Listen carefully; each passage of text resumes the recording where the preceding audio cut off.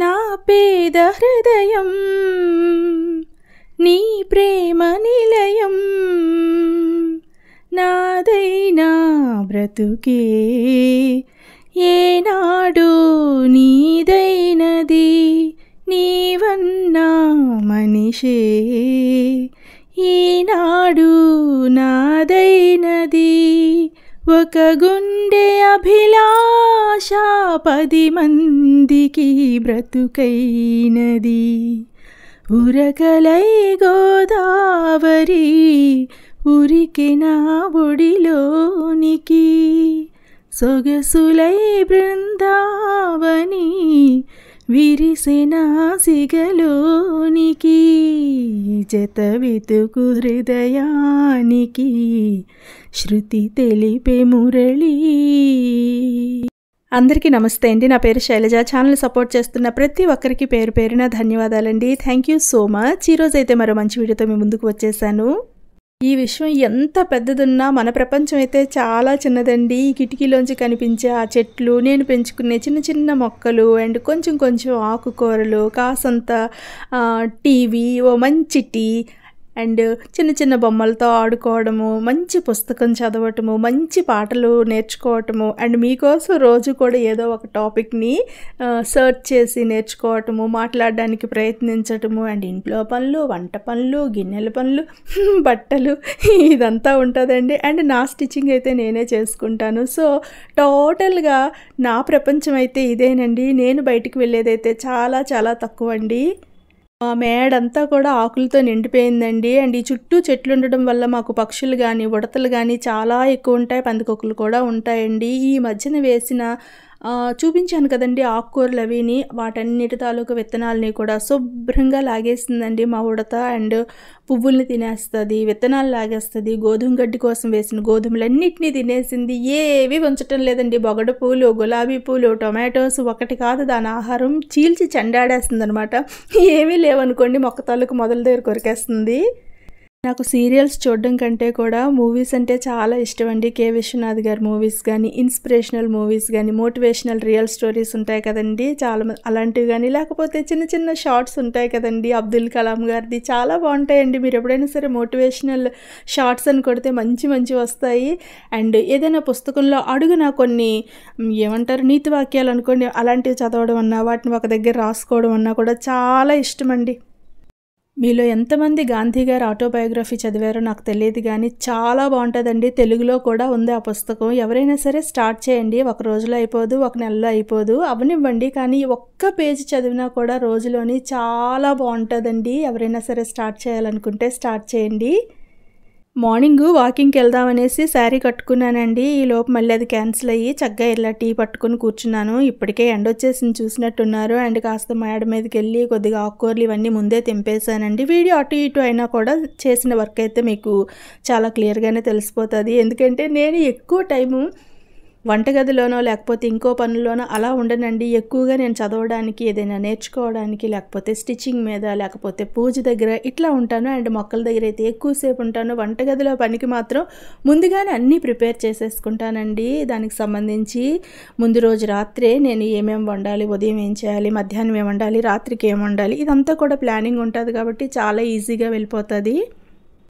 ఈరోజు morning tiffin section పెద్ద హడావుడి లేదండి. డ్రై ఫ్రూట్ షేక్ తాగేస్తాము. దానికి తోడు కొత్తగా షాప్ ఒకటి ఓపెన్ చేశారనమాట. అక్కడ నుంచి మా ఫ్రెండ్ టిఫిన్ పంపిస్తానన్నది. సో మధ్యాహ్నంకి ఒక 2 గుడ్లతో ఆమ్లెట్ నాకు అంటే నా వరకు నేను చెప్తున్నానండి. అంటే తోటకూర ఉంది కదండి, ఇప్పుడు తెంపుతాను. ఈ తోటకూరని ఇవన్నీ కూడా కట్ చేసేసుకొని తోటకూర ఫ్రై, ఆమ్లెట్, దానికి తోడు కొంచెం మజ్జిగ పులుసు, సింపుల్గా వెళ్ళిపోతుందండి. వీడియోలో అయితే ఏదో ఒక వర్క్ అవుతూనే ఉంటుంది. మన టాపిక్ అయితే ఇది కాదండి. మందారాలు, గులాబీలు ఇంకా చాలా పువ్వులన్నీ కూడా ఏరేసి దేవుడికి పెట్టేశాను. కానీ కనకాంబరాలు చాలా ఎక్కువ ఉన్నాయండి. దాన్ని మొరంతో కలిపి మాల కట్టి దేవుడికి వెయ్యాలనుకుంటున్నాను. ఇవాళ ఎలాగైనా సరే ఆ పని చేసేస్తానండి. ఎందుకు ఇంతసేపు ఇవేవేవో చెప్పాను అంటే అండి, మన లైఫ్ చాలా చిన్నదండి. అందులో మనం ఎక్కువగా స్ట్రెస్తో గడిపినదే ఎక్కువ పార్ట్ ఉంటుంది. సో కొత్తగా ఏదైనా నేర్చుకుందామంటే అందరూ మనల్ని ఎంకరేజ్ చేయరండి. ఎందుకంటే ఇప్పుడు నేను ఏదైనా నేర్చుకోండి, ఏదైనా చెయ్యండి, చాలా హ్యాపీగా ఉంటుందంటే చాలామంది స్టార్ట్ చేస్తున్నారండి. యూట్యూబ్ అయితే నివ్వనివ్వండి, స్టిచ్చింగ్ అవ్వనివ్వండి, లేకపోతే ఎగ్జామ్కి ప్రిపేర్ అవుతున్న వాళ్ళు ఇంకొంచెం ఉత్సాహంతో ప్రిపేర్ అవుతున్నారు.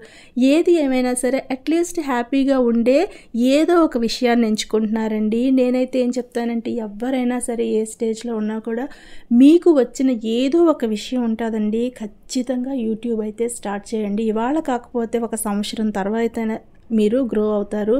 అండ్ మీలాంటి మనస్తత్వం ఉండేవాళ్ళు మీకు ఛానల్ స్టార్ట్ చేసిన కొద్ది రోజుల్లోనే కలుస్తారండి. చాలా బాగుంటుంది. అది మీరు ఒక ముగ్గు వేయడంలో అవ్వచ్చు, ఒక పూజ విషయంలో అవ్వచ్చు, ఒక వంట విషయంలో అవ్వచ్చు, లేదా మీ డ్రెస్సింగ్ అవ్వచ్చు, లేకపోతే మీరు చెప్పే మాటలు అవ్వచ్చు, మీరు చెప్పే కథలు అవ్వచ్చు. దేనికో దానికి ఇంప్రెస్ అయ్యి మీలాంటి మనస్తత్వం ఉండేవాళ్ళు మీతో కలవటానికి మీతో పాటు ప్రయాణం చేస్తారు. అది చాలా హ్యాపీగా అనిపిస్తుందండి. ఈ టైంలో అందరూ మిమ్మల్ని ప్రోత్సహించేవాళ్ళో లేకపోతే అందరూ మిమ్మల్ని ఎంకరేజ్ చేసేవాళ్ళో ఉంటారని మీరైతే అస్సలు అనుకోకండి. ఎందుకంటే కొంతమంది మనం ఏదైనా సాధించలేదనుకోండి, ఎలాగో అలా బతికేస్తున్నాడు, వీడికి ఏం లేదు, డ్రీమ్ లేదు, వీడిది ఒక పుట్టికేనా అంటే ఆడవనివ్వండి మగవనివ్వండి వీళ్ళది ఒక బతికేనా అంటారు. సపోజ్ ఏదైనా సాధించామనుకోండి, అదృష్టం అలా కలిసి వచ్చింది, అదేమైనా పెద్ద బ్రహ్మ విద్య ఏటి, ఎవరైనా చేసేయగలరు అని అంటారు. అంటే వీళ్ళకి చులకనండి. ఎవరైనా సరే ఏదైనా చేస్తే దాన్ని ప్రోత్సాహమో లేకపోతే గుడ్ అని అనడం మానేసి ఈ విధంగా చులకనగా చేస్తారు. ఎందుకంటే అది వాళ్ళ మనస్తత్వమే అంతండి. మీరు కొంచెం ఈ విషయంలో అంటే ఏదైనా మీరు ఇప్పుడు స్టార్ట్ చేద్దాం అనుకుంటున్నారు కాబట్టి ఏంటి మీరు ఖాళీగా ఉన్నన్ని రోజులు మిమ్మల్ని ఎవ్వరూ కనీసం ఏమీ అడగరండి. కానీ మీరు ఏదైనా ఒక కొత్తది స్టార్ట్ చేశారంటే మీకు వెంటనే స్టార్ట్ అయిపోతుంది.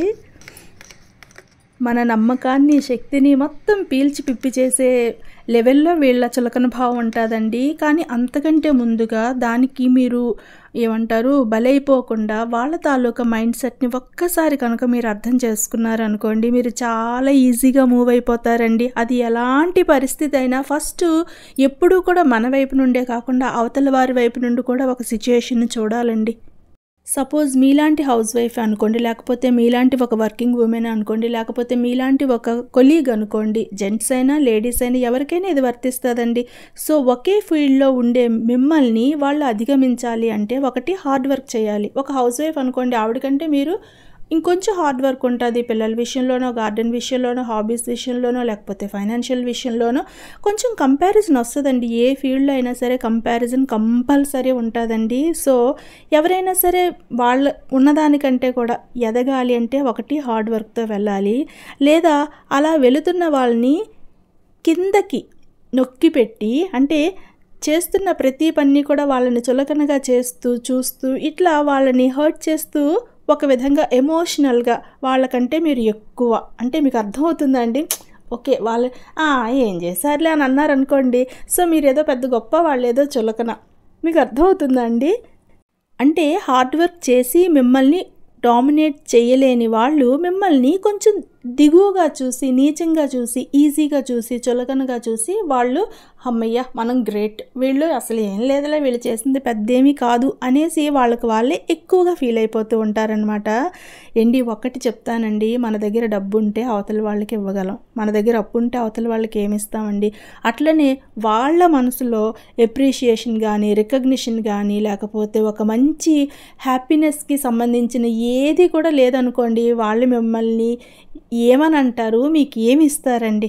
వాళ్ళు మానసికంగా చాలా పేదవాళ్ళండి, వీక్ మైండ్ సెట్తో ఉన్నవాళ్ళు. వాళ్ళ దగ్గర నుంచి మీరు ఎప్రిషియేషన్ కోరుకున్నా, గుర్తింపు కోరుకున్నా అది వేస్ట్ అండి.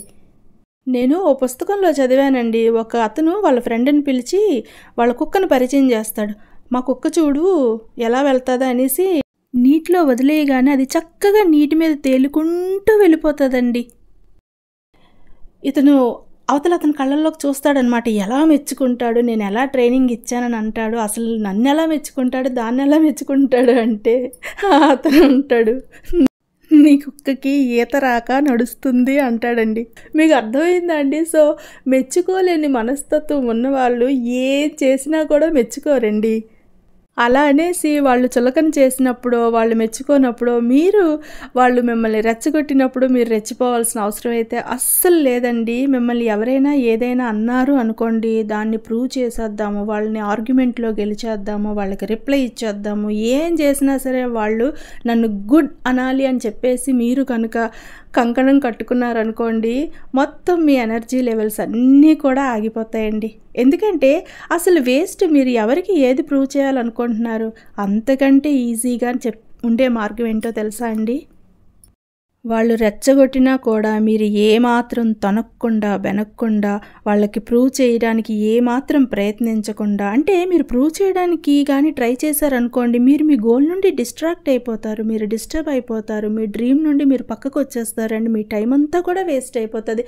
మీరు దేని గురించి అయితే మీరు ఆలోచించి డెవలప్ అవ్వాలనుకుంటున్నారు, హార్డ్ వర్క్ చేయాలనుకుంటున్నారు, అదంతా వదిలేసి కేవలం వీళ్ళ గురించి మీరు ఆలోచిస్తూ వీళ్ళని ఎలాగైనా సరే ఒప్పిద్దాము, వీళ్ళతో ఎలాగైనా సరే శభాష్ అనిపించుకుందామని ఆలోచించారనుకోండి, మీ ఎనర్జీ లెవెల్స్ అన్నీ కూడా డ్రైన్ అయిపోతూ ఉంటాయి. దానికంటే కూడా మీ పని మీరు ఇంకొంచెం కాన్సన్ట్రేషన్తో చేస్తూ ఎవరేమనుకున్నా మీకు ఏది సంతోషంగా ఉంటుందో, మీరు ముందుకి ఎలా వెళ్ళగలరో, మీ ఒంటరితనాన్ని, మీ తాలూకా బాధల్ని, మీ తాలూకా స్ట్రెస్ని ఏ విధంగా పోగొట్టుకోవచ్చో దీని గురించి మీరు డీటెయిల్డ్గా మీకు సంబంధించిన ఒక డైరీ మెయింటైన్ చేస్తూ హ్యాపీగా మీతో మీరు ఇట్లా టైంపాస్ చేశారనుకోండి, ఖచ్చితంగా ఏదో ఒక రోజు వాళ్ళందరూ కూడా మిమ్మల్ని అబ్జర్వ్ చేస్తూనే ఉంటారండి. మీరు ఆన్సర్ చెప్పకుండానే వాళ్ళకి ఆన్సర్ ఇచ్చినట్టుగా ఉంటుంది. మన మీద మనకు అవేర్నెస్ ఉండాలి, మన కెపాసిటీ మీద మనకు నమ్మకం ఉండాలి, ఎవరేమన్నా సరే తట్టుకోగలిగేటట్టు టాలరెన్స్ మనకు ఉండాలి. అంతే తప్పించి చీటికి మాటికి ఎవరో ఒకరు మన మీద రాయి వేస్తూ ఉంటే ఎంతసేపు ఆ దెబ్బలకి మనము ఇబ్బంది పడిపోతూ ఉన్నాం అనుకోండి. కానీ ఇక్కడ మీరు ఒకటి చేయాలండి, ఖచ్చితంగా వాళ్ళకి మీరు చెప్పాలి. ఎలా చెప్పాలంటే, మీరు అంటున్న మాట నాకు బాధ పెడుతుంది, కానీ నేను ఏ రోజు కూడా మీ విషయాల్లో జోక్యం చేసుకోలేదు, ఇది నా లైఫ్. మీరు ఎందులోకి వస్తే, మీరంటే నాకు చాలా రెస్పెక్ట్, చాలా ప్రేమ, చాలా మిమ్మల్ని నేను ఆరాధిస్తాను, ఒక పెద్దవాళ్ళుగా మిమ్మల్ని గౌరవిస్తాను, ఒక ఫ్రెండ్గా మిమ్మల్ని ప్రేమిస్తాను. కానీ నా పర్సనల్ విషయాల్లోకి మీరు వచ్చారనుకోండి, కొంచెం మర్యాదగా ఉండదని ఒకసారి మాత్రం ఖచ్చితంగా చెప్పి తీరాలి. నోరు విప్పి ఖచ్చితంగా మీ తాలూకా మీరు సఫర్ అవుతున్నది కాదు, ఒప్పుకోము అని చెప్పాలి. అలా అనేసి మీరు ప్రూవ్ చేసుకోవాల్సిన పని కూడా లేదు, వాళ్ళతో తగువాడాల్సిన పని లేదు, వాళ్ళతో ఆర్గ్యుమెంట్ పని కూడా లేదు. చెప్పండి, మీరంటే నాకు ఇష్టం, మీరంటే గౌరవం, మీరంటే ప్రేమ, మీరేమన్నా కూడా నేను చాలా చక్కగా రిసీవ్ చేసుకుంటాను, కానీ నా పర్సనల్ విషయాల్లో మాత్రం మీరు రాకండి, ఇది నా లైఫ్ అని మీరు ఒక్కసారి 1-2 సార్లు మర్యాదగా పొలైట్గా చెప్పి చూసారనుకోండి, వాళ్ళు ఇంకో వీక్ మైండెడ్ వాళ్ళు ఉంటారు కదండి, వాళ్ళ మీద పడతారు. మన మీద అయితే ఆ ఇంపాక్ట్ ఉండదు. మీకు అర్థమవుతుందా అండి? ఒక కార్టూన్లో ఒక సింహం ఒక కేజ్లో కూర్చొని ఉంటుంది, ఒక కుక్కలన్నీ కలిపేసి రన్నింగ్ రేస్ పెట్టుకుంటాయి అన్నమాట. అయితే కుక్కలన్నీ పరిగెట్టి పారిపోతాయి. అవి అనుకుంటాయి అనమాట, ఏంటి ఈ సింహం, దీనికి పరిగెట్టడం చేత కదా ఏంటి, అలా కేజ్లో కూర్చుంది, దాన్ని చూడు ఎలా బంధించారు, అది కనీసం అందులోంచి బయటికి రాలేకపోతుంది, అది పరిగెట్టడానికి ఇష్టపడట్లేదు, చిచ్చి దీనికి ఏంటి ఎంత బద్ధకం అనేసి ఈ కుక్కలన్నీ కూడా దాన్ని చూసి నవ్వుతున్నాయంటండి. అలా అనేసి ఆ కుక్కలేవో అనుకుంటున్నాయని చెప్పేసి ఈ సింహం వాటికి ఆన్సర్ ఇవ్వాల్సిన పని ఉందా అండి? అసలు సింహం వాటికి సమాధానం చెప్పే టైం అంటూ వస్తుందా అండి? అసలు చెప్పాలా అండి? లేకపోతే ఏడుస్తూ కూర్చోవాలా అండి?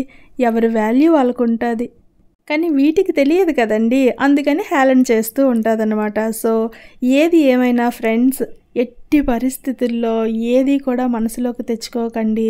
మన ఫ్యామిలీ మనకి ఇంపార్టెంట్ కాబట్టి దాని గురించే మనం ఆలోచిద్దామండి. అలా అని మీ నోటితో మీరు ఎవ్వరికీ కూడా విమర్శలు చేయొద్దండి, ఎవ్వరి మనసును కూడా కష్టపెట్టకండి. అట్లనే ఇంట్లో ఉండే వాళ్ళతో మరింత ప్రేమగా ఉండండి. అన్ని పనులు మీ నెత్తి మీదే వేసేసుకొని అందరి తాలూకా అప్రిషియేషన్ పొందేద్దామని అస్సలు అనుకోవద్దండి. మీరు మీ తాలూకా పనుల్ని డివైడ్ చేయండి. పిల్లలు చేయగలిగేవి పిల్లలకి అబ్బాలో ఎలా సంతోషంగా ఉండాలో చాలామందికి తెలియట్లేదండి. సో మన వంతుగా మన ఇంట్లో అట్లీస్ట్ లైఫ్ స్కిల్స్ నేర్పిస్తే పిల్లలు చాలా హ్యాపీగా ఉంటారండి. మనం వాళ్ళకి చేసే అతిపెద్ద ఉపకారం ఇదే అండి. అందరికీ ఎడ్యుకేషన్ ఉందండి, లైఫ్లో ఎలా సంతోషంగా ఉండాలో తెలియట్లేదు. అట్లీస్ట్ మనం నేర్చుకునైనా మన పిల్లలకి నేర్పిద్దాం. Thank you so much.